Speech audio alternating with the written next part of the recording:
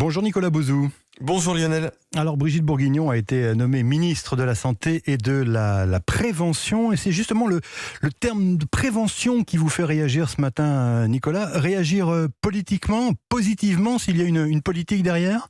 Oui, et puis même réagir économiquement, parce que la prévention, on en parle beaucoup depuis longtemps, mais finalement il y a eu assez peu de choses concrètes derrière ça. Alors il y a eu bien évidemment des campagnes publiques contre le tabac, pour manger des fruits et des légumes, mais en fait quand on regarde la structure de notre système de santé en France, c'est vraiment un système de soins, alors qui est très performant d'ailleurs, mais qui est focalisé sur le fait de soigner les pathologies. C'est vraiment très clair quand on regarde la part de l'emploi. Si vous regardez le secteur de la santé au sens large, 50% de l'emploi c'est l'hôpital. Alors évidemment c'est très important, et l'hôpital c'est un lieu de soins curatifs, on n'y fait pas de prévention. En fait en France on soigne énormément de pathologies qu'on pourrait éviter. Alors c'est absurde du point de vue sanitaire, mais en fait c'est aussi problématique du point de vue économique. Et c'est pour ça que la prévention présente selon vous des avantages purement économiques. Ah mais oui, ça peut être le cas. La prévention c'est un formidable moyen de réguler les dépenses de santé. Je vous donne 3 exemples d'actions de prévention qui vraiment ont un impact économique positif, un impact financier fort. Premier exemple, la promotion de l'activité physique. On sait bien que l'activité physique, 30 minutes par jour, ça fait diminuer de façon extrêmement sensible des pathologies chroniques comme le diabète, l'hypertension, les cancers, qui évidemment sont un problème pour les gens qui en souffrent, mais qui en plus génèrent des dépenses de soins qui sont conséquentes.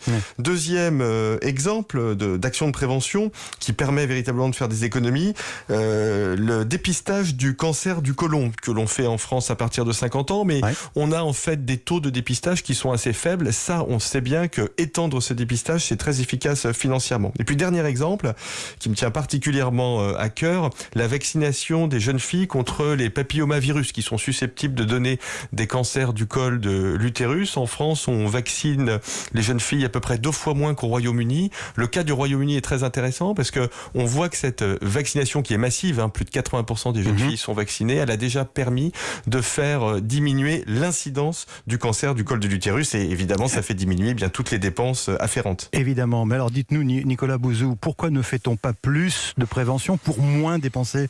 Oui, je crois que notre culture c'est vraiment celle du soin avant d'être la culture de la santé au sens global, y compris la prévention. Et d'ailleurs vous voyez bien Lionel, dans le débat public, dans tous nos débats, on parle énormément des questions de réorganisation ou des questions financières à l'hôpital par exemple, et on a raison de le faire, c'est absolument fondamental, mais on est vraiment focalisé là-dessus. On parle beaucoup moins de ce qui se passe en amont, comme la façon dont on pourrait structurer une politique de prévention. On aurait presque pu aller plus loin quant à la terminologie de ce ministère, en l'appelant le ministère de la prévention, de la santé et de la recherche médicale, parce que là, pour le coup, on aurait une vision sanitaire, scientifique et économique, tout à la fois. Mais enfin bon, avoir mis la prévention, c'est déjà un pas en avant. Merci Nicolas Bouzou, bon week-end, à lundi. Merci.